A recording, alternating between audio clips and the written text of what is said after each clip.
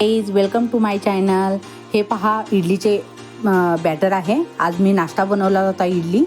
तर हे पहा मौसूद कशी इडली झालेली आहे। ह्याची रेसिपी मी उद्याच्याला व्हिडिओ शेअर करीन। आता मी पूर्ण तुम्हाला स्वयंपाकाची रेसिपी दाखवणार आहे। तर ती फक्त अर्ध्या तासात तयार होते। आता एकीकडे राईस लावलेला आहे तर एकीकडे चपात्या भाजून घेत आहे। तर बघा ह्या कशा झटपट होतात आणि तुम्हाला दोन भाज्याही मी दाखवत आहे।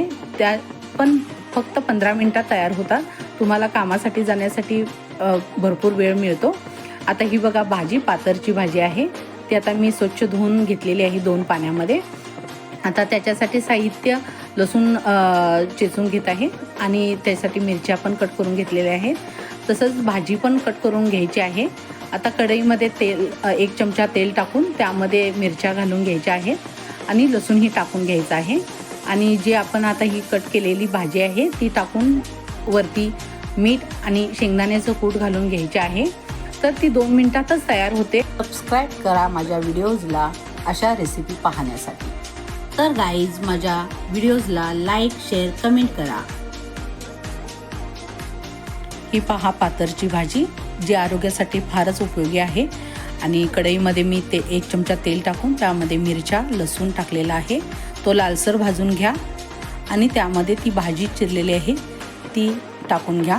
त्याच्यावरती चवीपुरतं मीठ टाकून घ्या आणि शेंगदाण्याचं कूटही तुम्हाला आवडेल त्या प्रमाणात टाकून घ्या।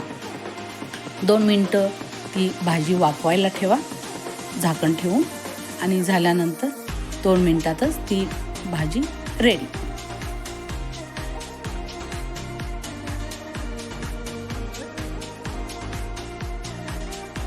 ही 2 पर्सनना पुरण्यासारखी भाजी आहे।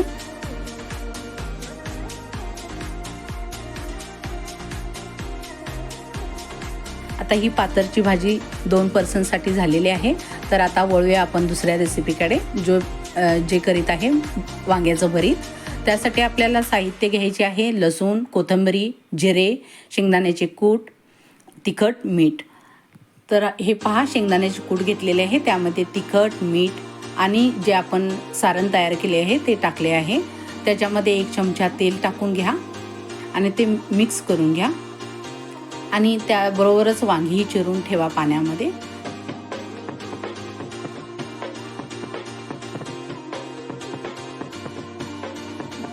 पहा असे वांग्यामध्ये सारण भरून घेतलेले आहे आणि कढईमध्ये 1 चमचा तेल टाकून त्याच्यामध्ये ही वांगी टाकायची आहे। 2 मिनिटं तेलामध्येच परतून घ्या आणि पुन्हा त्याला झाकण ठेवून अर्धा ग्लास पाणी घालून 2 मिनिटं वाफायला ठेवा।